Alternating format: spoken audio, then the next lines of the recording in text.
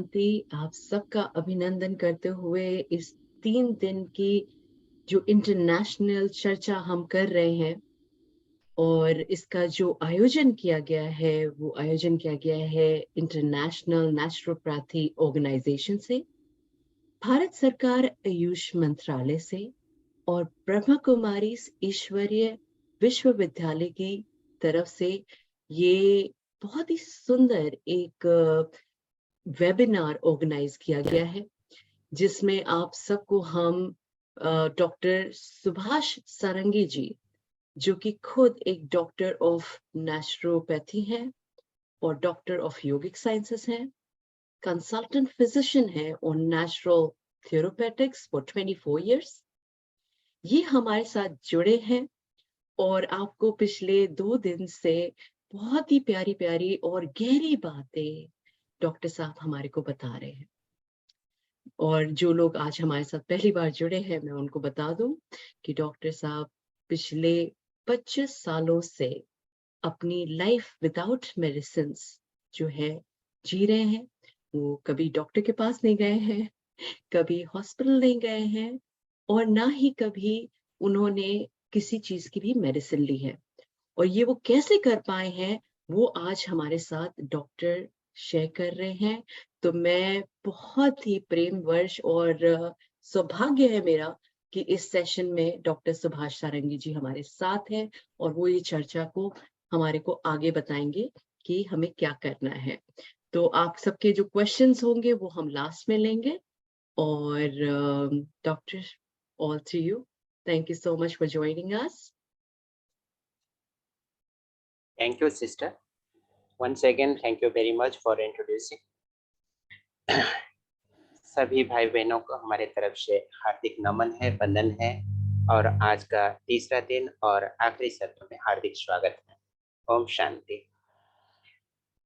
तो साथियों, 2 दिन से हम लोग जो चर्चा करते आ रहे हैं, पहला दिन हमने यही चर्चा की थी कि what is the principle of detoxification, यानी शरीर के अंदर में विजातीय पदार्थों का निर्माण कैसा होता है और उसको प्रकृति अपनी तरीके से शरीर के अंदर से निष्कासन कैसे करवाती है। दूसरे दिन यानी कल हमने उस चर्चा को आगे बढ़ाते हुए ये चर्चा में लाए कि ये पंच महाभूतों का हमारे शरीर के ऊपर, हमारी प्राण के ऊपर क्या रोल है, जो कि हमें स्वस्थ या निरोग जीवन जीने के लिए मदद कर सकते हैं। उसमें ये भी हमने एक्सप्लोर किया कि हमारे शरीर के अंदर में जो पंच महाभूत विराजमान है, एग्जैक्टली वही चीजें पूरे विश्व में, पूरे कस्मस में, यूनिवर्स में भी विद्यमान है और दोनों के बीच में बैलेंस मेंटेन करना अर्थात संतुलन बनाए रखना, यही स्वस्थ जीवन का मूल मंत्र है। आज उस चर्चा को आगे बढ़ाते हुए हम जो फॉर्मूला पहले आपको बताए थे, किसी को याद है? हमने एक फॉर्मूला बताया था आपको, कोई अगर याद रखे हो तो चैट बॉक्स में लिख सकते हैं। पहला दिन हमने एक आपको डिजिटल स्टेटमेंट बताया था, कुछ फिगर बताए थे, उसमें पंच महाभूत के बारे में हमने बताया था, बाकी और 3 डिजिट बाकी थी। कोई याद रखें तो बता सकते हैं, चैट बॉक्स में लिख सकते हैं। यस, मनीष जी लिख रहे हैं 5337, वेरी गुड। तो आज हम लोग 337 क्या चीज है उसको भी एक्सप्लोर करेंगे। 5 को ऑलरेडी हमने एक्सप्लोर कर लिया है, that is 5 fundamental elements of nature. उसके बाद फिर 337 क्या है उसको भी समझेंगे। यही एक छोटी सी फॉर्मूला जो हमें पिछले 25 सालों से रोग मुक्त रहने में मदद किए हैं और डॉक्टर से, ड्रग से, डिजीजेस से अपने को दूर रखने में मदद किए हैं। Yes Krishna ji, thank you so much. 5337 आपने लिखा, तो वही 5337 ही हमारे जीवन का सबसे बड़ा आधार है। स्वस्थ रहने का सबसे बड़ा अवदान यही फॉर्मूला ने हमें प्रदान किया है, उसी को हम आप लोगों के साथ में आज शेयर करेंगे। तो let me start sharing the screen for few minutes, just beer with me. कुछ ही पलों के अंदर में हम आपके साथ स्क्रीन शेयरिंग में उतरेंगे तीसरे दिन। Okay, screen share. हम आपको बताए थे कि फास्टिंग के ऊपर भी कुछ बातें रखेंगे, अगर समय परमिट करे तो हम फास्टिंग के बारे में भी कुछ बताएंगे, लेकिन 5337 फॉर्मूला को पहले एक्सप्लोर कर लेंगे।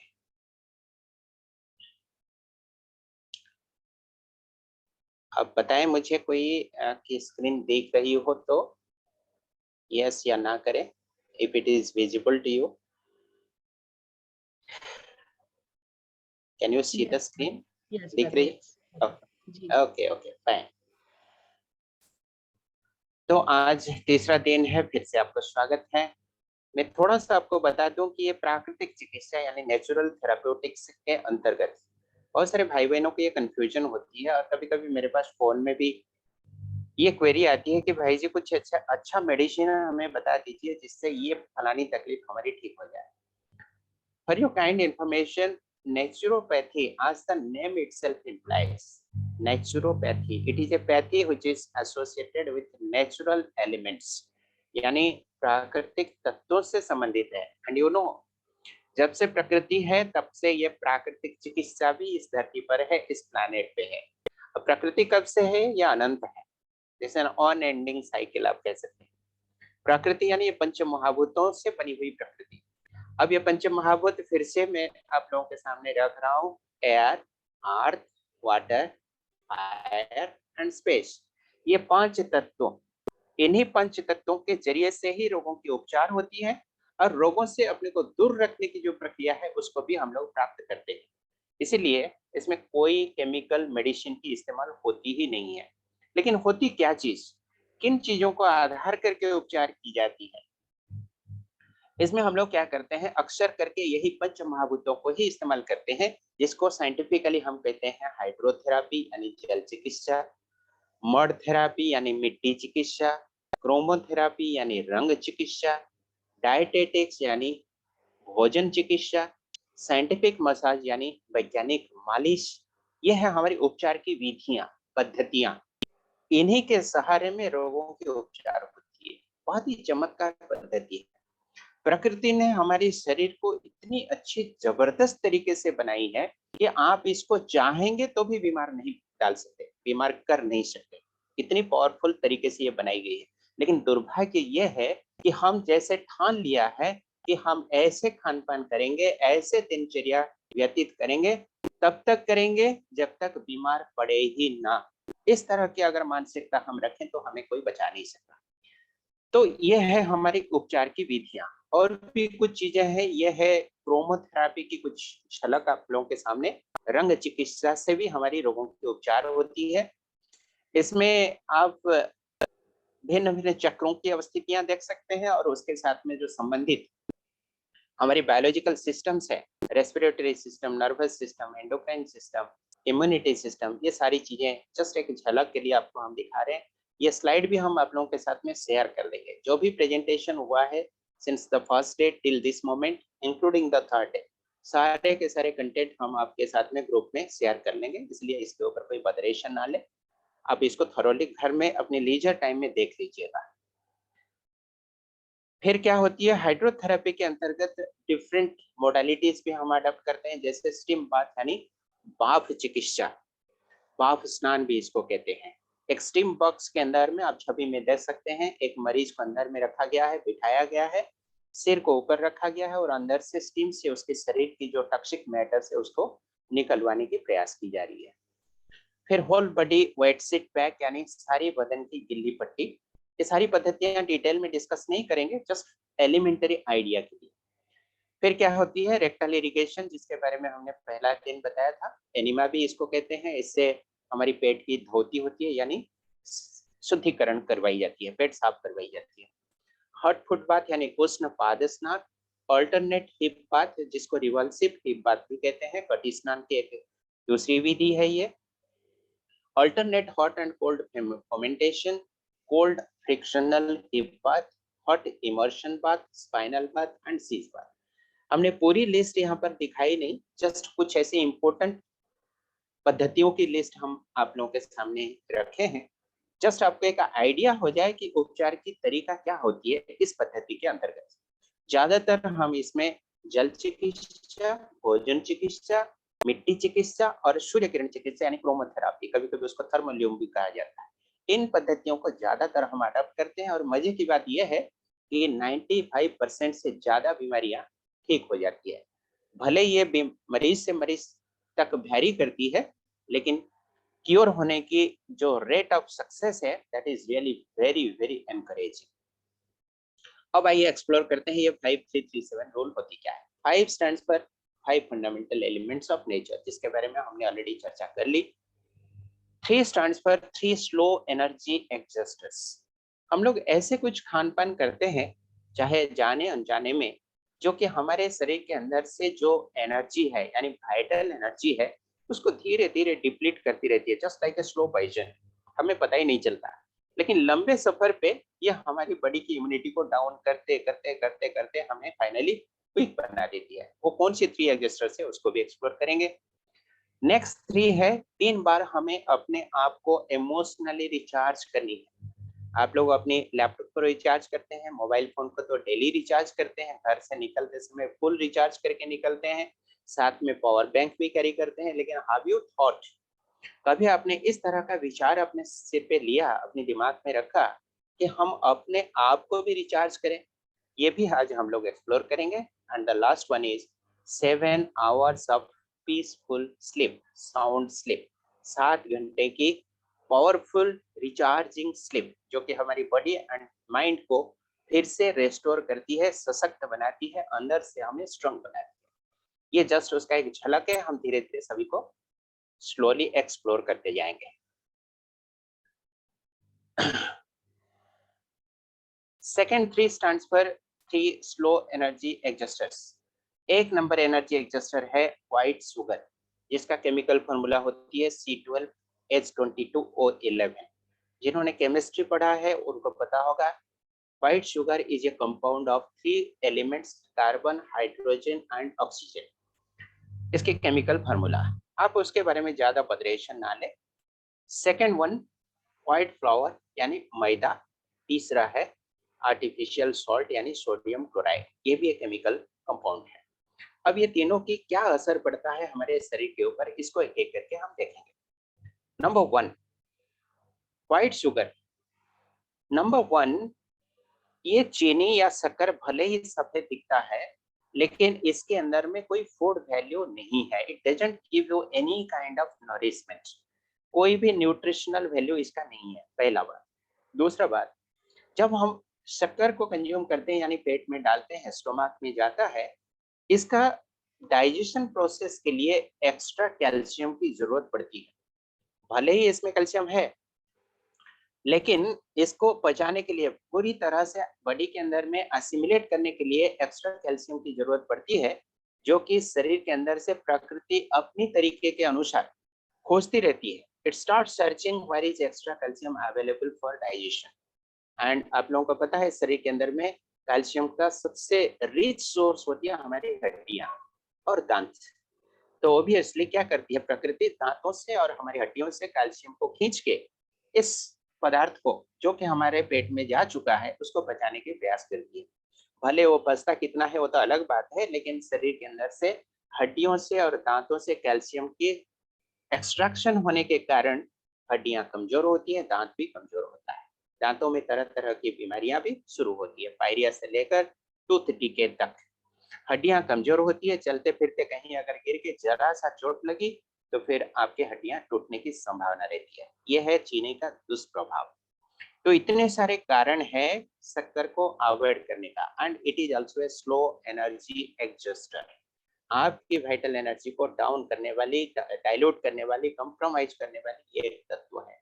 जितना हो सके इसको अवॉइड करें। इसको हम लोग कहते हैं white poison, slow adjuster poison. आप इसको अपनी भोजन से जितना दूर रखेंगे उतना अच्छा है। भाई बहने पूछते हैं कि भाई जी मीठा को बहुत आनंद देता है जब हम खाते हैं, चीनी से ही यानी शक्कर से ही स्वादिष्ट लड्डू, मिठाई वगैरह बनता है।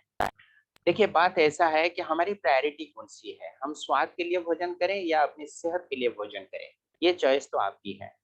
कहावत है कि जो मुख के लिए कड़वा होता है वो सेहत के लिए अच्छा होता है। एंड जस्ट द रिवर्स, जो मुख के लिए कड़वा होता है, जो मुख के लिए कड़वा मीठा होता है, वो सेहत के लिए कड़वा होता है, नुकसानकारक होता है। जैसे नीम की पत्ती है, मुख में आप डालें तो आपको तीखी लगेगी, कड़वा लगेगा, लेकिन वो पेट में जाए तो शरीर के लिए काफी फायदाएं करती है। तो ये आपको तय करना है कि हम इसको क्यों खाएं, whether only for the sake of taste or also the component of health is also involved. अगर आप इसकी सब्स्टिट्यूट की बात करें, चीनी के बदले आप गुड़ खाएं तो दैट इज कंपैरेटिवली बेटर। अगर गुड़ के बदले आप खजूर खाएं तो that is also far better. आपको मिठास की स्वाद मिलेगा लेकिन कोई नुकसानकारी प्रभाव नहीं रहेगा। दूसरे तत्व पे चलते हैं, मैदा। मैदा आपको पता है ये आजकल बहुत ही फेवरेट डिश बनाने के लिए इस्तेमाल होती है। इसी से कचौड़ी बनती है, इसी से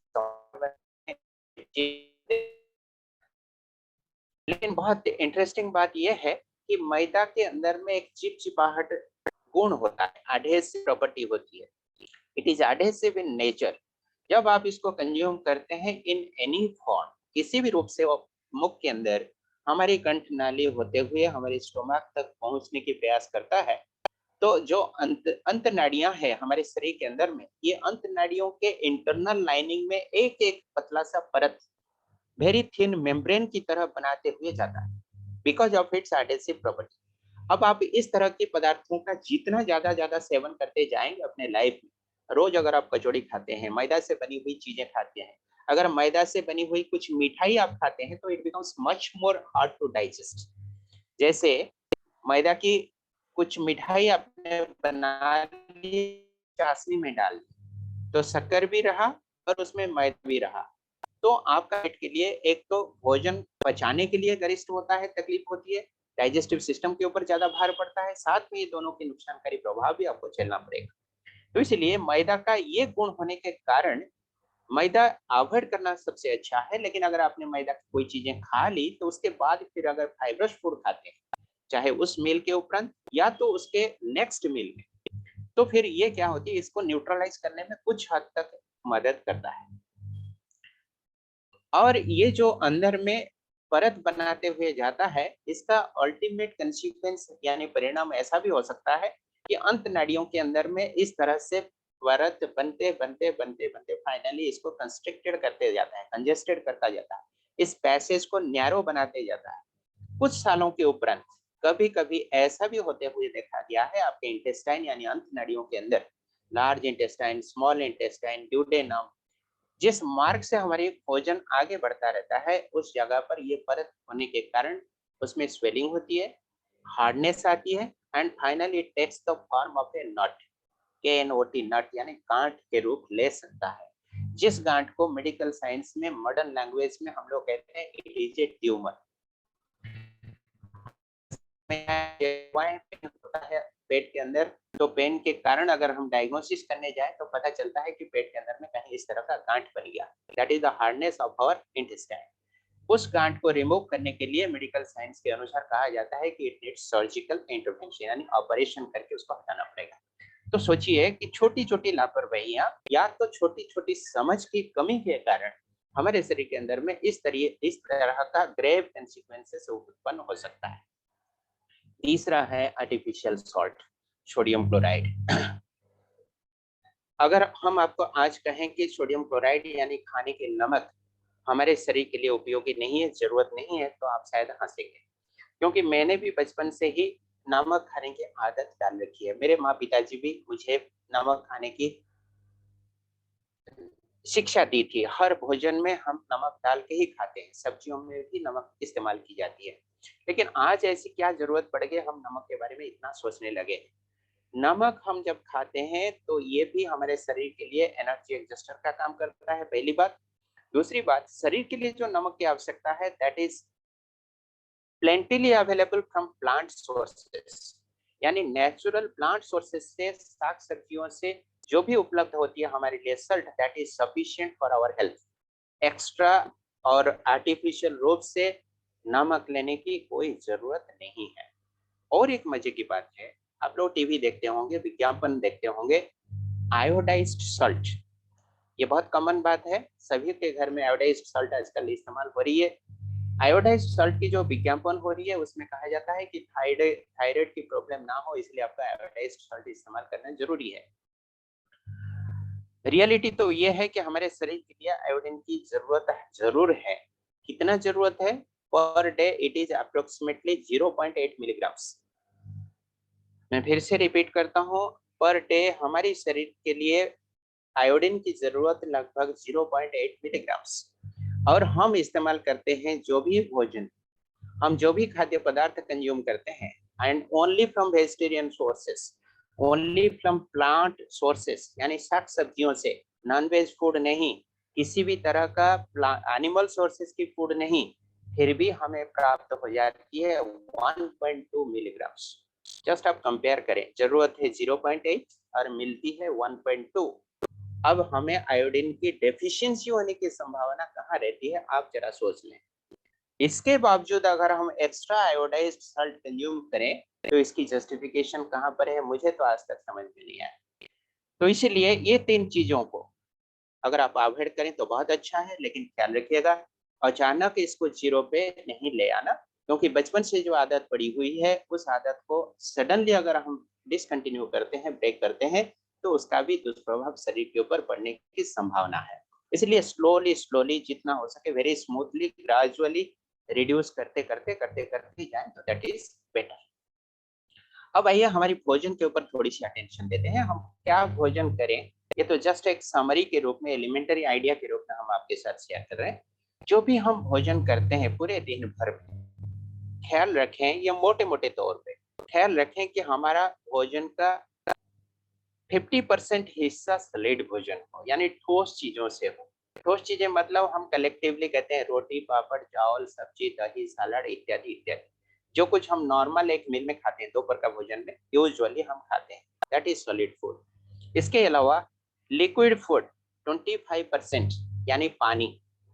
कल भी हम बात किए थे कि भोजन के तुरंत बाद या तो भोजन के साथ साथ पानी नहीं पीना है।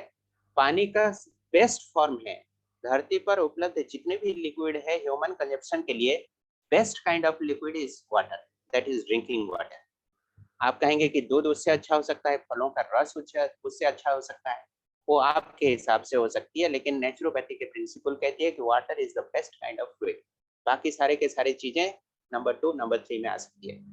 तो इसलिए पानी के इस्तेमाल जरूर करें, लेकिन जुडिशियसली करें तो आपको ज्यादा फायदा मिलेगा। जुडिशियसली इन द सेंस, भोजन के साथ साथ नहीं, भोजन के तुरंत बाद नहीं, 1 घंटे के पहले पिए या तो 1 घंटे के बाद पिए। तब तक क्या होगा, भोजन जो पेट में गया जाया हुआ रहेगा वो 75% से ज्यादा पच चुका रहेगा, और उसमें पानी मिलने पर वो एक पेस्ट या मड़ का रूप लेके और उसका पोषण तत्व को शरीर में असिमिलेट करने में मदद करेगा। जो कुछ हम कंज्यूम करेंगे उसका ज्यादा से ज्यादा पोषण तत्व शरीर में लग जाएगा, यानी ऑप्टिमम यूटिलाइजेशन ऑफ फूड हम इसके द्वारा कर सकते हैं। और बच गया 25%। कल हम लोग फास्टिंग यानी आकाश तत्व के बारे में थोड़ी सी चर्चा किए थे, वो है ईथर। ईथर भी आकाश तत्व का ही एक नाम है। तो मील का एक ओवरऑल प्रोपोर्शन आप देखें तो 50% should be solid food, 25% should be liquid, and rest 25% of your stomach capacity should be left as vacant or empty space, so as to allow the space element to interact upon your body. इसके अलावा फिर solid भोजन को भी हम 2 broad classification कर सकते हैं, one is raw diet, other one is cook diet. Solid भोजन में आप कभी कभी क्या करते हैं, चावल, रोटी, सब्जी, पापड़ भी खाते हैं, साथ में सलाद भी खाते हैं, salad is a raw diet. Sprouts भी खाते हैं, अंकुरित चीजें, that is also raw diet. फल भी खाते हैं, that is also raw diet. जो आग के संस्पर्श में चूल्हे में जो पकाया जाता है भोजन, दैट इज कुक डाइट।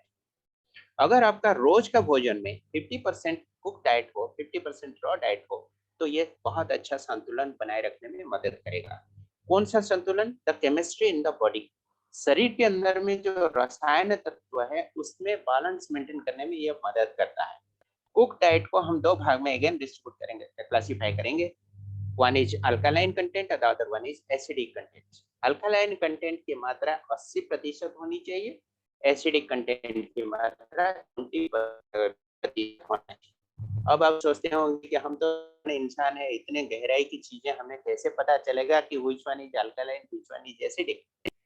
इतना जस्ट ख्याल रखें कि शरीर की जो जरूरत है उसमें ज्यादातर जरूरत है अल्कालाइन फूड की, अर्थात वो भोजन जो पचने के उपरांत शरीर के अंदर में किसी ना किसी तरह से क्षारीय तत्व छोड़ जाती है, दैट इज अल्कालाइन फूड। वो भोजन जो शरीर में पचने के उपरांत अम्लीय तत्व छोड़ जाती है, दैट इज एसिडिक। हम आपको यहाँ पर एक कॉमन लिस्ट दिखाएंगे जिसके द्वारा आपको एक बेसिक आइडिया हो जाएगी कि कौन सी भोजन अल्कालाइन होती है और कौन सी भोजन एसिडिक होती है। ये है अल्कालाइन फूड की एक कॉमन लिस्ट जो कि क्षारीय तत्व शरीर के अंदर में पैदा करते हैं, जो कि हमारे लिए फायदेमंद है। ज्यादातर हम sprouts, fruits, vegetables, roots, milk, butter milk, curd, paneer, dry fruits etcetera, coconut water, juice, green salad इत्यादि इत्यादि। अंग्रेजी हिंदी दोनों भाषा में लिखी गई है, आप पढ़ सकते हैं। आपके साथ में ये फाइल भी हम शेयर कर लेंगे।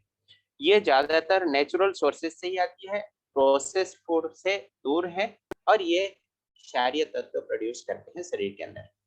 On the other hand acidic food अगर आप देखेंगे तो ये सारे अक्सर करके packed food, processed food, preserve food जो केमिकल के द्वारा और डिफरेंट काइंड्स ऑफ प्रिजर्वेटिव्स के द्वारा लंबे समय तक रखी जाती है, नॉन-वेज फूड इत्यादि, ये सारी चीजें एसिडिक में आती हैं। अब ये नहीं हम कह रहे हैं कि आपको एसिडिक फूड खाना नहीं है, प्लीज रिमेंबर एसिडिक फूड की भी जरूरत है, लेकिन समझ इस चीज की होनी चाहिए कि हमें कितनी एसिडिक फूड चाहिए, कितनी अल्कालाइन फूड चाहिए। Once again alkaline food is to acidic food should be 80:20, लेकिन अनफॉर्चुनेटली हम क्या करते हैं, जस्ट रिवर्स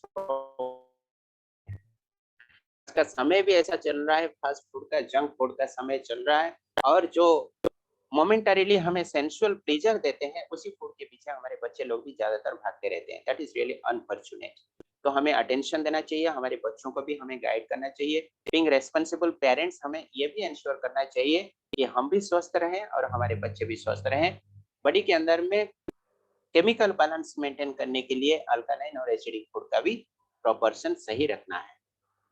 अब आइए और एक डायमेंशन को हम इमर्ज करते हैं। जैसे पहला दिन भी हमने थोड़ी डिस्कशन में लाया कि हमारी जो होलिस्टिक हेल्थ यानी समग्र स्वास्थ्य है, संपूर्ण स्वास्थ्य है, that is based upon different dimensions. एक तो हमारी फिजिकल डायमेंशन है, दूसरा हमारी इमोशनल डायमेंशन है, तीसरा स्पिरिचुअल डायमेंशन है, इत्यादि इत्यादि। अगर हम सिर्फ बॉडी के ऊपर अटेंशन देते हैं तो that is only a partial attention to health, क्योंकि शरीर सिर्फ एक कंपोनेंट होती है कंप्लीट ह्यूमन बीइंग का। आपको अगर याद हो तो फर्स्ट डे के लेसन में हम लोगों ने चर्चा किया था कि ह्यूमन बीइंग इज द को existence of body and self.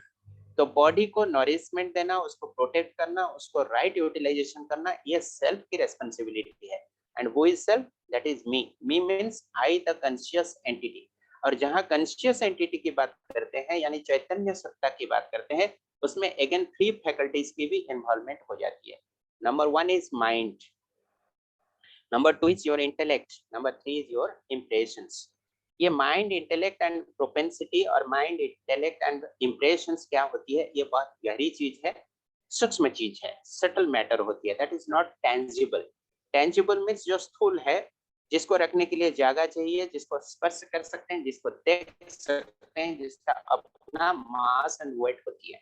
Intangible चीज वो है जिसको देखा नहीं जा सकता लेकिन एहसास किया जा सकता है, उसको हम इमोशनल कंपोनेंट में डालते हैं। जैसे मैं अगर कहूँ कि I love you too much, मैं आपसे बहुत ज्यादा प्रेम करता हूँ। अब ये प्रेम कोई स्थूल चीज नहीं है जिसको रखने के लिए जगह चाहिए, जिसको आप छू सकते हैं, जिसका कोई ओजन हो। लेकिन हम एक चौक कहें, डस्टर कहें, पेन कहें, खाता कहें, चश्मा कहें, लैपटॉप कहें, कुर्सी कहें, ये सारे टेंजिबल ऑब्जेक्ट्स होते हैं जिसको रखने के लिए जगह चाहिए। तो सोल जो होती है, स्पिरिट जो होती है, सेल्फ जो होती है, इट इज इनटेंजिबल, अर्थात ये स्थूल चीजों से बनी नहीं है, इसलिए इसको माइक्रोस्कोप में भी देखा नहीं जा सकता, बट इट एग्जिस्ट्स, इसके अस्तित्व है, ये परखा जा सकता है। तो जहां पर स्पिरिट की बात करें या सोल की बात करें या सेल्फ की बात करें, वहां पर थ्री फैकल्टीज इन्वॉल्व होते हैं, mind, intellect and propensity. Propensity को हम इम्प्रेशन भी कह सकते हैं। ये तीनों की भावार्थ ये होती है कि माइंड का काम है संकल्पों की रचना करना, that is the function of mind, जो कि हमारी इमोशनल कंपोनेंट है। चिंतन करना, to create the thoughts, to generate the thoughts, ये है माइंड का काम। जो थॉट्स हमने जनरेट किया उसकी क्वालिटी को जांच करना, ये है सेकंड फैकल्टी का काम, दैट इज इंटेलेक्ट, यानी बुद्धि, जिसको हम टैलेंट कहते हैं, इंटेलिजेंस कहते हैं, आईक्यू भी कहते हैं, जिसके आधार पे हम कौन सी चिंतन, कौन सी संकल्प अच्छा है या बुरा है उसको निर्णय करने की क्षमता प्राप्त करते हैं, वो है हमारी इंटेलेक्ट। और तीसरा कंपोनेंट है इम्प्रेशन। इम्प्रेशन यानी प्रोपेंसिटी, जिसको हम हिंदी में संस्कार कहते हैं। बार बार एक ही तरीके का संकल्प, एक ही प्रकार का संकल्प क्रिएट करना और उसी अनुसार कार्य करते जाना, जो कि हमारे मस्तिष्क में, स्थूल रूप से कहें तो मस्तिष्क, सूक्ष्म रूप से कहें तो वो हमारी सेल्फ यानी कॉन्शियस एंटिटी, उसमें एक परमानेंट इंप्रेशन यानी छाप बना लेता है। That becomes an impression, that becomes our propensity, that becomes the results यानी संस्कार। बार बार हम उसी तरह का कार्य करने के लिए अंदर से प्रेरणा प्राप्त करते हैं, चाहे हमारे जाने या अनजाने। तो इस तरह से हमारी इमोशनल कंपोनेंट ओवरऑल हेल्थ को डीपली अफेक्ट करता है।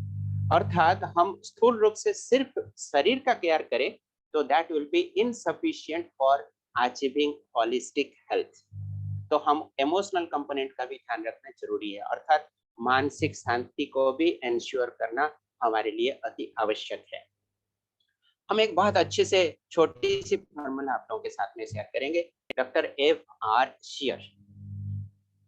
छवि में आप देख सकते हैं डॉक्टर साहब की कंधे पे एक स्टेथोस्कोप पड़ा हुआ है। आप इस छवि को याद रखेंगे तो आपको ये फॉर्मूला भी याद रहेगी।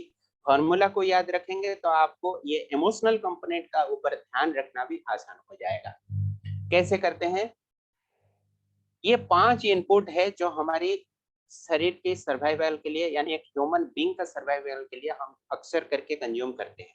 नंबर 1, पानी पीते हैं, जो ड्रिंक करते हैं। सो DR is the acronym that stands for drink, जो हम पीते हैं।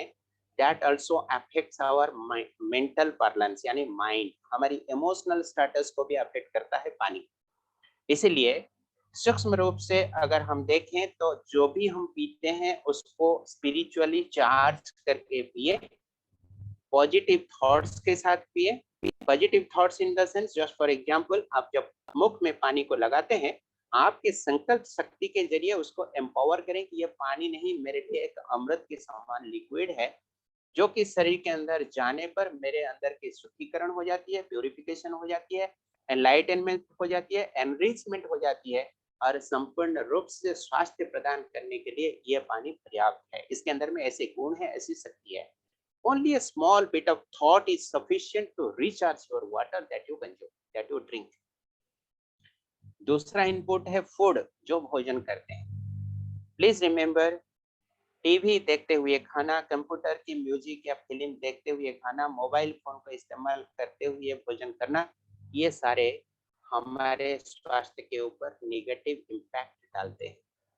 अगर आप टीवी में कोई फिल्म के हॉरर सीन देख रहे हैं, या तो कोई वायलेंस की सीन देख रहे हैं, मारपीट की सीन देख रहे हैं और उस समय भोजन करते हैं, फॉर इजी अंडरस्टैंडिंग में एक छोटा सा एग्जांपल आपको देता हूँ। आप भोजन तो करते हैं, टीवी के जो वायलेंस की सीन आप देखते हैं, उस थॉट को भी आप भोजन के साथ में अपने अंदर समाहित करते हैं। प्लीज रिमेम्बर, आपको दिखेगी नहीं because it is not tangible, लेकिन जो संकल्प आपने क्रिएट किया वो भोजन के साथ में ही घुल मिलकर शरीर के अंदर गया। भोजन शरीर का नरिशमेंट करेगा, और जो संकल्प आपने उसमें मिला के अंदर छोड़ा वो आपके माइंड को अफेक्ट करेगा। Your emotional balance will be impacted by that kind of thought. तो ख्याल रखें कि हम जो भोजन करते हैं और पानी पीते हैं या कुछ भी पीते हैं, फलों का रस भी पीते हैं, दूध भी पीते हैं, चाय कभी पीते हैं, या तो किसी तरह का भोजन लेते हैं, तो उस समय उस भोजन के ऊपर कॉन्शियस अटेंशन देकर ही कंज्यूम करें। That is also sufficient. आपको ईश्वर को याद करने की जरूरत नहीं, करें तो बहुत अच्छा, नहीं करें तो भी चलेगा, लेकिन मिनिमम अटेंशन तो इतना दें कि मैं जो भोजन कर रहा हूँ या कर रही हूँ, जो पानी पी रहा हूँ या पी रही हूँ, that is for the sake of my nourishment. ये मुझे एडेक्वेट स्वास्थ्य प्रदान करने के लिए पर्याप्त है। ये पॉजिटिव थॉट्स के साथ उसको कंज्यूम करें, that is also sufficient for you. तीसरा, जो हम पढ़ते हैं, रोज सवेरे अखबार पढ़ना आज का एक ट्रेडिशन हो गया, आज का एक संस्कार बन गया युवा पीढ़ियों के अंदर, और साथ में चाय का कप भी। न्यूज़पेपर भी पढ़ते रहेंगे, चाय भी थोड़ा थोड़ा सिप करते रहेंगे। अब आप ख्याल रखें कि चाय जब आप लेते हैं तो उसके साथ में that emotional thought is also getting consumed with in. अखबार से आपको क्या इंफॉर्मेशन मिलती है? पूरी दुनिया की इंफॉर्मेशन, और उसमें कितने पॉजिटिव क्वालिटी की इंफॉर्मेशन, कितने negative information, that everybody knows. मुझे तो लगता है कि कोई भी इंफॉर्मेशन जो कि अखबार से आपको मिलती हो वो आपका सेहत के लिए फायदेमंद हो, मुझे नहीं लगता है। And the same thing is also from your mobile phone. Smartphone से इमेज देखते हुए, मैसेज पढ़ते हुए, किसी भी तरह से आप भोजन करते हैं, या सिर्फ मोबाइल से all images, all text messages, all video clips देखना जरूरी नहीं है।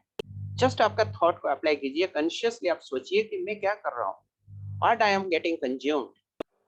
आज इंफॉर्मेशन का इतना बॉम्बार्डमेंट हो रहा है हमारे मस्तिष्क के ऊपर कि that is really terrific, terrible. इतना भयानक इम्पैक्ट उसके ऊपर पड़ रहा है, हमारे मस्तिष्क के ऊपर, हमारे ब्रेन परफॉर्मेंस के ऊपर, कि that is not, we can not imagine. अब हमें उसको थोड़ा सा रेगुलेट करना है, अपने ऊपर थोड़ी सी अंकुश लगाना है कि मैं क्या देखूं क्या ना देखूं। यू नीड टू डिसाइड कि हमें कौन सी वीडियो क्लिप को बिना ओपन किए डिलीट करनी है। You have to make a check, you have to put a barrier in that. Next one is sight. आंखें भी आपके शरीर के लिए इनपुट प्रोवाइड करते हैं, खाली मोबाइल फोन नहीं। आप जो कुछ भी देखते हैं दुनिया में, लोगों से मिलते हैं, परिस्थितियों को सामना करते हैं, ऑब्जेक्ट्स एंड सब्सटेंसेस को आप देखते हैं, चारों तरफ की एनवायरनमेंट के साथ आप इंटरफेस करते हैं। Whatever comes to your sight that becomes your input. ये भी आपका इमोशन को अफेक्ट करते हैं। एंड लास्ट वन इज, आपकी कान भी कुछ कम नहीं है जो आप सुनते हैं। तो उसको एक्रोनिम के जरिए for easy remembrance you can remember doctor F.R. Share. सिर्फ 5 चीजों को जस्ट हाईलाइट किया गया which can facilitate you to maintain a perfect emotional health। Physical health के साथ इमोशनल हेल्थ का भी ख्याल रखना बहुत जरूरी है।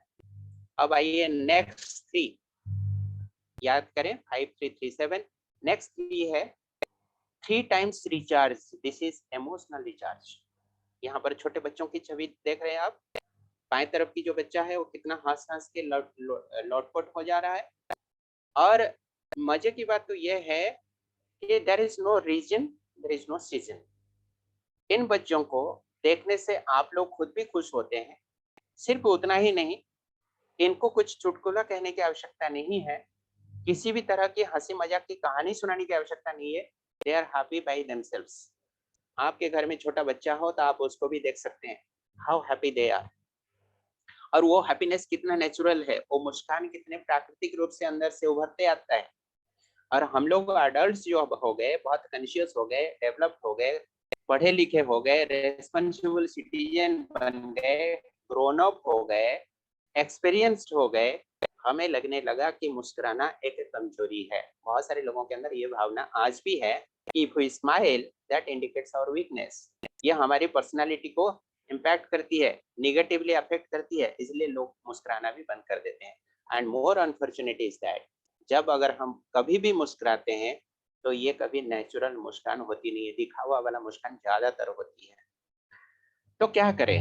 प्रैक्टिकल अप्रोच हम यही सजेस्ट करेंगे कि आप कम से कम 3 बार दिन भर में, ब्रेकफास्ट, लंच एंड डिनर, 3 बार भोजन करते हैं। तीनों भोजन ओनली फॉर 60 सेकेंड्स, बहुत ही छोटा सा टाइम स्पैन है, 60 सेकेंड्स। अपने आप को इमोशनली रिचार्ज करें। आंखें बंद करें या खुला रखें, दैट डजंट मैटर, लेकिन आप अपनी मानसिक स्थिति को कितनी रिलैक्स कर सकते हैं, कितनी एम्पावर कर सकते हैं, कितने पॉजिटिव थॉट के द्वारा रिचार्ज कर सकते हैं, दैट एक्चुअली मैटर्स।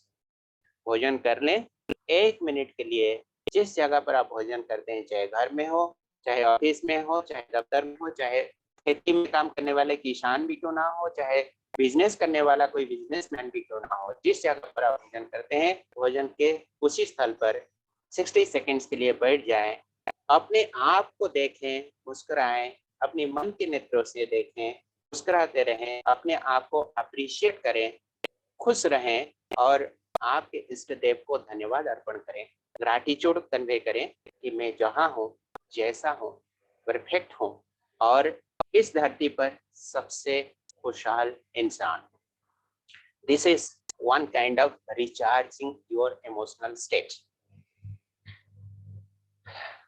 कोरोना की जब पिक पोजीशन था 2021 के समय, जब पूरी दुनिया में हाहाकार मच गया था, ऑक्सीजन सिलेंडर नहीं मिल रही थी, हॉस्पिटलों में बेड नहीं मिल रहा था, हजारों की संख्या में लोग शरीर छोड़ रहे थे, उस समय में डॉक्टर डेविड हॉकिंस बोल के एक रिसर्च साइंटिस्ट, उन्होंने एक बहुत अच्छा रिसर्च किया। उस रिसर्च का कुछ निचोड़ हम आपके सामने रख रहे हैं कि वाइब्रेट हायर, ये कोविड वायरस के ऊपर में एक रिसर्च किया गया था और उन्होंने देखा, आप इसके आर्टिकल को नेट में सर्च करेंगे तो आपको डिटेल स्टडी मिलेगी, हम उसका जस्ट एक जिस्ट के रूप में आपके सामने प्रेजेंट कर रहे हैं। Covid virus has a vibration of 5.5 hertz and dies above 25.5 hertz. उन्होंने ये निकाला कि कोविड वायरस की जो फ्रीक्वेंसी है मिनिमम 5.5 और मैक्सिमम 25.5 तक जब जाती है तो फिर वो एक्सपायर्ड हो जाती है। अब ये फ्रीक्वेंसी होती क्या है, आमतौर पर समझने के लिए you can think of whenever you think positive, यानी इस मन के अंदर में सकारात्मक संकल्पों की रचना होती है तो आप पॉजिटिव वाइब्रेशन क्रिएट करते हैं। एंड उसी तरह से जब आप नेगेटिव थॉट्स क्रिएट करते हैं, औरों के लिए नुकसान की भावना अपने मन के अंदर में जगता है, तो उस समय आप नेगेटिव वाइब्रेशन क्रिएट करते हैं। यहाँ पर ऐसा एक कुछ एग्जाम्पल है, जैसे डर लगना, आतंक के बारे में सोचना, संशय, सस्पिशियन, ओरी, हासिल, तनाव, जलन, क्रोध, क्रूरता, घृणा, अहंकार, मोह, चोट लगना, इत्यादि इत्यादि। इस तरह की जो चीजें हैं, आप लोग सभी अनुभवी है, सबको पता है कि these are the negative emotion creators.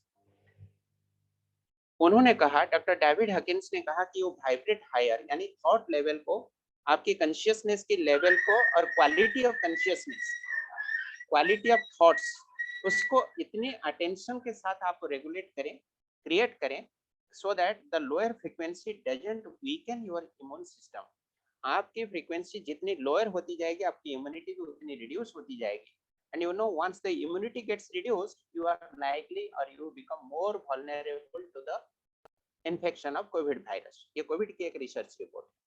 उसी तरह से उन्होंने ये भी कहा कि the places with low vibrations, जहां पर लेस देन और इक्वल टू 20 हर्ट्ज है, क्योंकि कोविड वायरस की हाईएस्ट फ्रीक्वेंसी उन्होंने देखा 25.5, और यहाँ पर वो कह रहे हैं कि 20 से कम हर्ट्ज वाली जगहें, हॉस्पिटल, कोविड केयर सेंटर, बंदी गृह यानी जेल, graveyard, court, slaughter house etcetera, यहाँ पर क्या कार्रवाई होती है, यहाँ पर एंजाइटी, पेन, किलिंग, वायलेंस या तो पीड़ा से छटपटाने वाले क्रिएचर्स की स्थान होती है।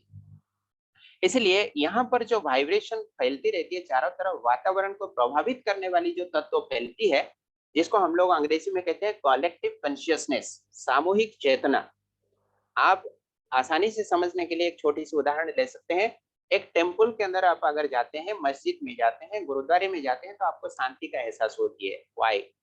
Because thousands of people move inside that kind off campus, जहां पर वो पॉजिटिव थॉट्स अक्सर लेकर चलते हैं और ईश्वर से या तो गुरुद्वार में अपनी इष्ट देव को स्मरण करते हैं और पॉजिटिव थॉट्स के साथ में प्रेयर करते हैं। इसीलिए that particular thoughts get spread all around, positive vibration चारों तरफ फैलती रहती है। जस्ट ऑन द अपोजिट, आपको स्मशान घाट में जाए, वहां पर आपको डरावना लगना, भय लगना, जीवन के प्रति वैराग्य भावना आना, ये आना स्वाभाविक है, because the situation is charge like that kind of vibration. अगर आप एक जेल खाने में जाए या तो कोर्ट के परिसर में जाए, स्लॉटर हाउस में जाए, वहां पर इस तरह की नेगेटिव क्वालिटीज, नेगेटिव वाइब्रेशन फैलाने की प्रक्रिया ज्यादातर होती है। Humans with low vibrations are more prone to lower immunity. यहाँ पर कुछ झलक आपको दिखा रहे हैं कि स्टेट ऑफ माइंड और उसमें वाइब्रेशन क्या होती है, उसकी रीडिंग्स। जब हम पीड़ा महसूस करते हैं तो उस समय हमारे वाइब्रेशन 0.1 से 2 हर्ट्ज तक रहती है। फियर में 0.2 to 2.2, इरिटेशन यानी जलन में हमारी स्थिति 0.9 to 6.8, प्राइड में 0.8 हर्ट्ज, सुपेरियरिटी यानी अपने आप को हम सुपेरियर महसूस करने लगते हैं तो उस समय 1.9 हर्ट्ज, जेनरसिटी यानी उदारता, this is shown in different colour. ऊपर में जो पीला रंग का था उसमें देखिए वाइब्रेशन की मात्रा कितनी है, और अभी जो ब्लू रंग में दिखाया जा रहा है उसमें देखिए वाइब्रेशन कितनी है. It is very high, 95 hertz. Gratitude, again it is a positive quality, positive value. It is 150 hertz. Moving ahead, then compassion or love, unconditional love, it gives you 150 hertz.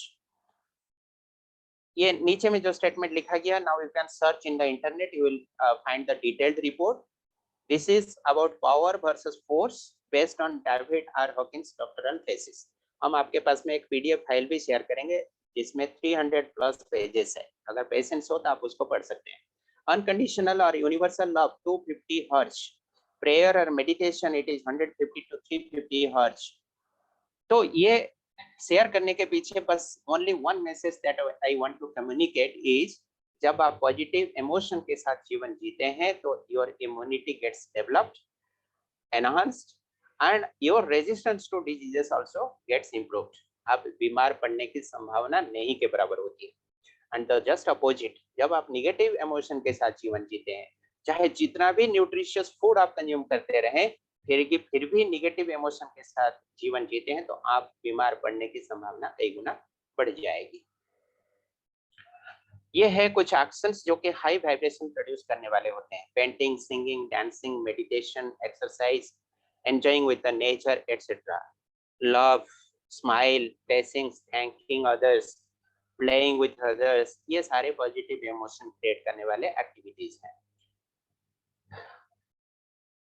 अब अंत में हम थोड़ा सा चर्चा करेंगे हमारे different kinds of hormones. Body के अंदर में हार्मोनल सिक्रेशन भी हमारी केमिस्ट्री को इम्पैक्ट करते हैं. एंड ब्रॉडली हम लोग ये हार्मोन्स को दो भाग में डिवाइड करते हैं. One is happy hormone, the second one is toxic hormone. Happy hormone हमारे लिए हमेशा फायदा कराता है और टॉक्सिक हार्मोन बॉडी के अंदर में टॉक्सिन फैलाती है, यानी विष क्रिया फैलाती रहती है. ये हैप्पी हार्मोन चार तरह के होते हैं. सबसे पहले हम डोपामाइन की बात करते हैं. ये हमारी मॉडर्न मेडिकल साइंस से भी सिद्ध है. डोपामाइन की फंक्शन होती है कि ये हमें प्रसन्नता दिलाती है, इनर मोटिवेशन प्रदान करता है, रेनफोर्समेंट यानी सुदृढ़ीकरण करता है. किसी भी तरह का थॉट या एक्टिविटीज को ये एम्पावर कराता है. सेकेंड वन इज ऑक्सीटोसिन, जो कि हमारे म्यूचुअल रिलेशनशिप को सुदृढ़ करता है, प्रेम की भावनाएं जगाती है और विश्वास यानी ट्रस्ट को डेवलप करता है. थर्ड इज सेरोटोनिन, जो कि हमारी मूड को स्टेबिलिटी देती है, हमारे वेलनेस का एक बहुत इंपॉर्टेंट फैक्टर है, गवर्निंग फैक्टर है, और हमेशा हमें खुश यानी रिलैक्स रहने में मदद करता है. एंडोर्फिन, जो कि हमें पेन से राहत दिलाती है, रिलैक्स महसूस कराता है और फिजिकल फिटनेस भी प्रदान करता है. ये चार है हमारे हैप्पी हार्मोन्स. टॉक्सिक हार्मोन्स तो कई होते हैं जिसके विचार करने की आवश्यकता नहीं है, because nobody wants the toxic hormone.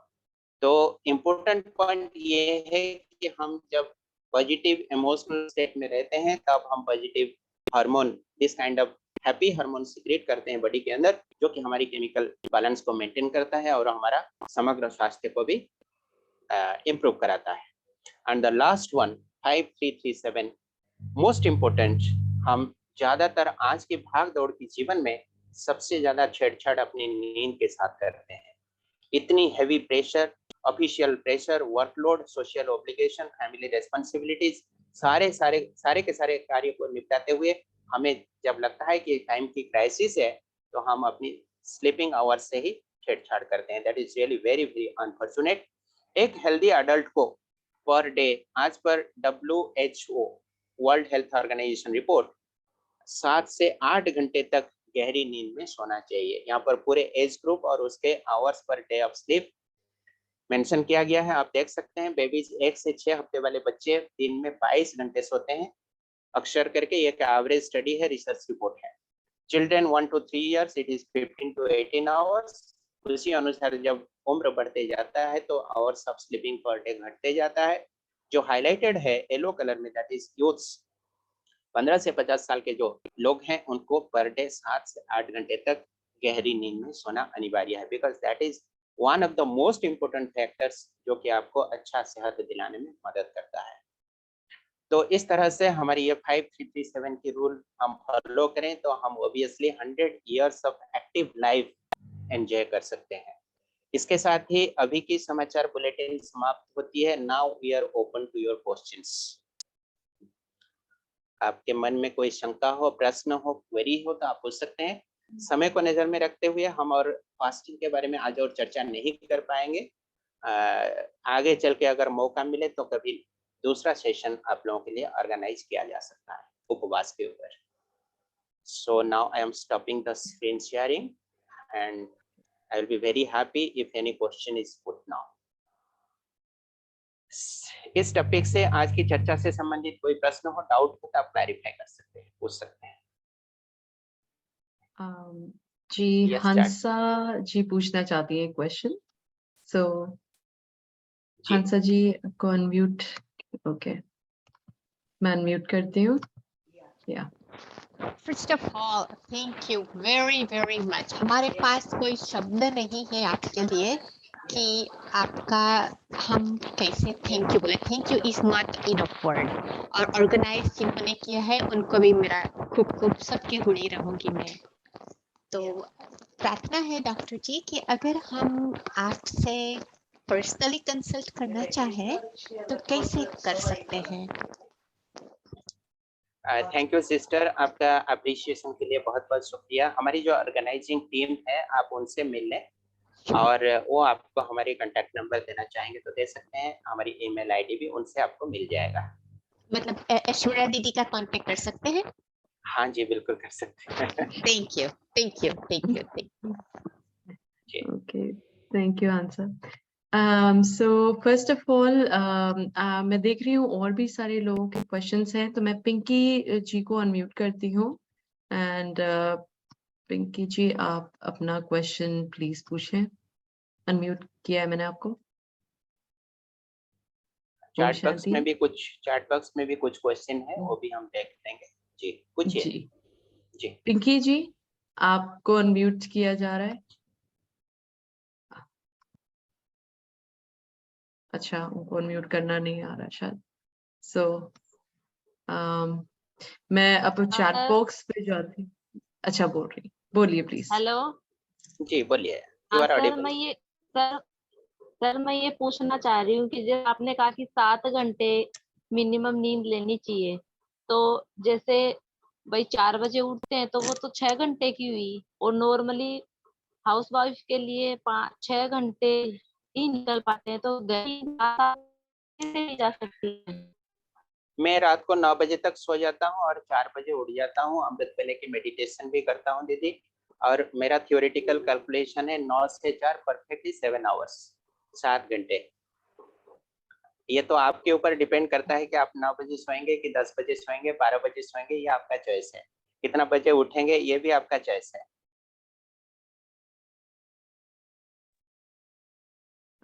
Thank you.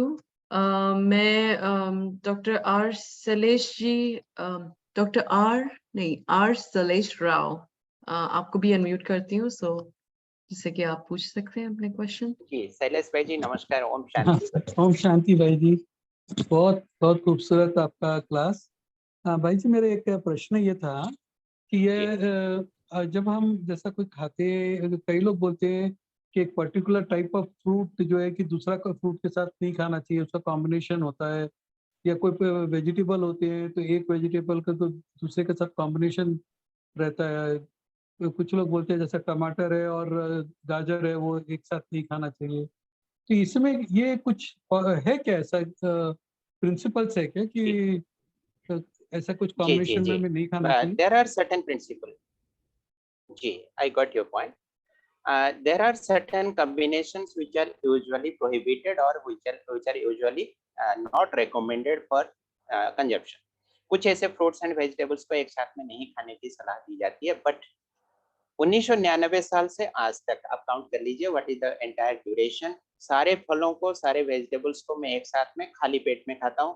There is no negative impact so far. ये 25 साल का ऑब्जर्वेशन है। तो इसलिए किसी एक व्यक्ति के लिए अगर एक तरह की कोई समस्या उत्पन्न हो रहा हो, खाली पेट में फल खाने पर गैस बनना, ये कोई सिद्धांत नहीं है, ये इंडिविजुअल स्पेसिफिक घटना हो सकती है। कोई फल को कोई फल के साथ मिलाकर खाना गैस होगा या कोई दुष्प्रभाव पड़ेगा, इट्स नॉट ए प्रिंसिपल। ये इंडिविजुअल स्पेसिफिक हो सकती है। हो सकता है मेरे लिए वो परेशानी हो रही है वो सभी के लिए नहीं होगा। तो इसीलिए जिसके लिए जो परेशानी हो रही है उस कॉम्बिनेशन को अवॉइड करें। अदरवाइज कुछ फूड का कॉम्बिनेशन प्रोहिबिटेड तो जरूर है, जैसे दाल के साथ में रोटी खाना, which is a very very common tradition in our country. रोटी दाल एक साथ खाना, that is a wrong combination, because carbohydrate and protein both should not be combined together. इस तरह से बहुत सारी चीजें हैं। रात को दही नहीं खाना, ये भी मना किया जाता है। कुछ ऐसे लॉजिकल है, but most of the cases are myths, not logical. तो इसलिए उसको जितनी हो सके फॉलो करें। आगे चल के कभी मौका मिलेगा तो फूड कॉम्बिनेशन के ऊपर हम एक सेशन ले लेंगे। ठीक है तो भाई जी? भाई जी एक ये इसमें आपने जो सभी बोला कार्बोहाइड्रेट और प्रोटीन नहीं लेना, पर इंडिया में तो एक कॉमन जो हमारा डाइट है वो है दाल चावल। तो दाल चावल तो हमारा कॉमन डाइट है, तो चावल जी इज ए कार्बोहाइड्रेट, फिर जी, क्या? दाल और चावल को एक साथ नहीं खाना चाहिए, ये है सिद्धांत। अगर आप खाना चाहते हैं तो चावल अलग खाइए और दाल को अलग खाइए। चावल को सूखा खाइए, दाल को फिर अलग से खाइए, नॉट टुगेदर। ये तो लेकिन आप हमारा कहेंगे हम कल्चर तो, नहीं। लेकिन आप, हाँ आप कहेंगे हम तो बचपन से खाते आ रहे हैं। हाँ, खाते तो आ रहे हैं, बॉडी के इंडिया में अंदर पूरा में क्या कल्चर नहीं है। हरकत, कल्चर हाँ में ही हाँ है। हमारे इंडिया में तो मैक्सिमम फैमिली में यही फॉलो हो रहा है। लेकिन आप हाँ, कहेंगे हमारे बॉडी के अंदर में क्या हो रही है वो तो हमें नहीं पता, लॉन्ग रन में क्या हम्म, इम्पैक्ट पड़ रहा है वो तो हमें नहीं पता। ठीक है, तो ओके। जहां तक जानकारी है उतना ही फॉलो करें। मैं भी सारी चीजें जानता हूँ ऐसी बात नहीं है, मैं कुछ जानता हूँ और वही कुछ को ही मैंने फॉलो किया। सब कुछ नहीं जानता हूँ, सब कुछ फॉलो भी नहीं कर पाया, पॉसिबल भी नहीं है। मैं अगर 30% जानता हूँ, वही 30% मुझे निरोग रहने में मदद किया, उतना ही मैं आप लोगों के साथ में शेयर कर रहा हूँ। जी, next. Thank you so much, Doctor, for answering everyone's question.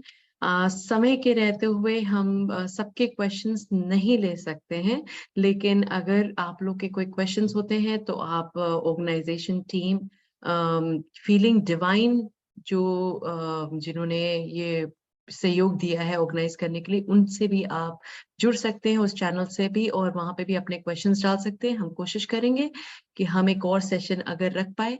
Doctor साहब अगर आप अवेलेबल होंगे तो हम फिर से एक और ऑर्गेनाइज करवाएंगे।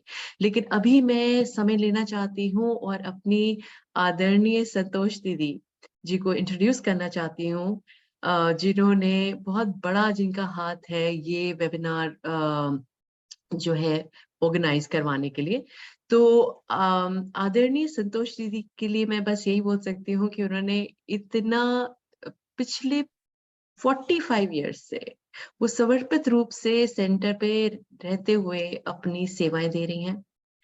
आप 14 वर्ष तक गुलजार दादी जी के साथ पांडव भवन में रहे और वर्तमान समय आप हेली मंडी, गुड़गांव और इचर की सेवाओं में कार्यभार संभाल रहे हैं। ओआरसी की कंस्ट्रक्शन का सारा कार्यभार भी दीदी जी ने ही देखरेख में हुआ था और उन्होंने अपना पूरा सहयोग दिया था।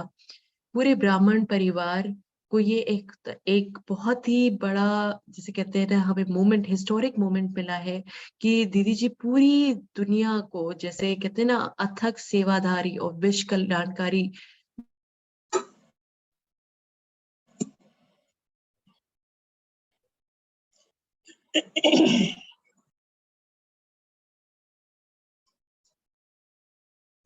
दीदी आपकी आवाज चली गई। I am sorry for the हाँ, now for the Audible. disconnection. Internet वो हो रहा है disconnect. Do apologize for that. But दीदी जी का बस मैं यही बोलूंगी कि आज दीदी जी हमारे साथ है यहाँ पर, और दीदी जी प्लीज आप आए और आप जो है सबसे कुछ अपने 2 शब्दों में हम सबको आशीर्वाद भी दें और हमारे को अपना कुछ जो भी आपको बोलना है डॉक्टर जी को बोले। Thank you. ओम शांति। सभी भाई बहनों को भी ओम शांति। और आज विशेष हमारे बीच हमारे डॉक्टर साहब, ओम शांति दीदी। ओम शांति। आपको मैं जूम पर ही देख रही हूँ, आज ही मिल रही हूँ, बाय फेस कभी मिलना नहीं हुआ है, परंतु आपके विषय में मैंने बहुत बार सुना भी है और बहुत अनुभव भी आपके 3 दिनों में हमने जाने हैं। तो सबसे पहले तो मैं आपका इस प्रोग्राम में अपने अमूल्य कीमती समय जो आपने हम सब के लिए दिया और इतने गहरे गहरे राज निरोगी बनने के आपने बताए, सो भी बिना दवाओं के। और नहीं तो देखा जाता है कि हम एक बीमारी की दवाई करते हैं तो दूसरी बीमारी साइड में साइड इफेक्ट के रूप में भी, तो कभी भी बीमारियों से मुक्त नहीं हो पाते। आप ये एक नेचुरल अभ्यास बता रहे हैं, उससे मैं समझती हूँ कि सभी को अपने जीवन में इसको अपना करके बहुत ही सुकून मिलेगा। और आपके अनुभव ने हमें भी कई बातों का अनुभव कराया है।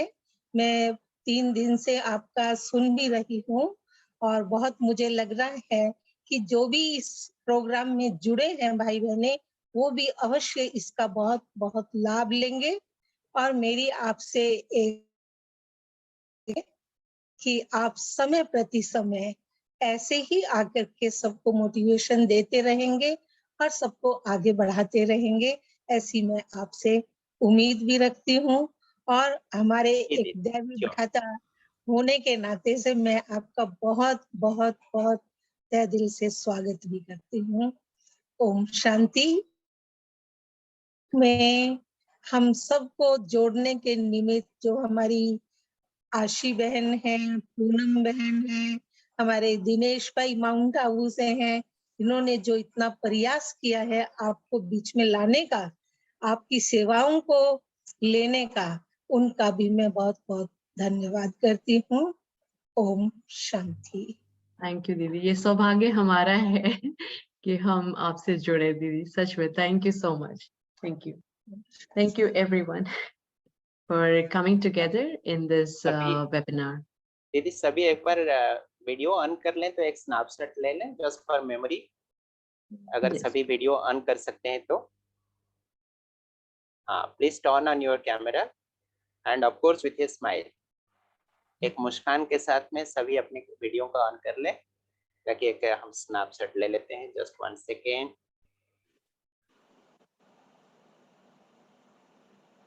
1 सेकेंड, वंस मोर। 5 स्क्रीन लेनी पड़ेगी, स्क्रीनशॉट लेनी पड़ेगी। जस्ट 1 बाय 1 में ले रहा हूँ। Smile smile smile. Okay, just wait. Once more. Smile, everyone, please smile. Okay. Once more, I will take. Once more. 113 participant हमारे जुड़े हैं। Okay, and once more, last one.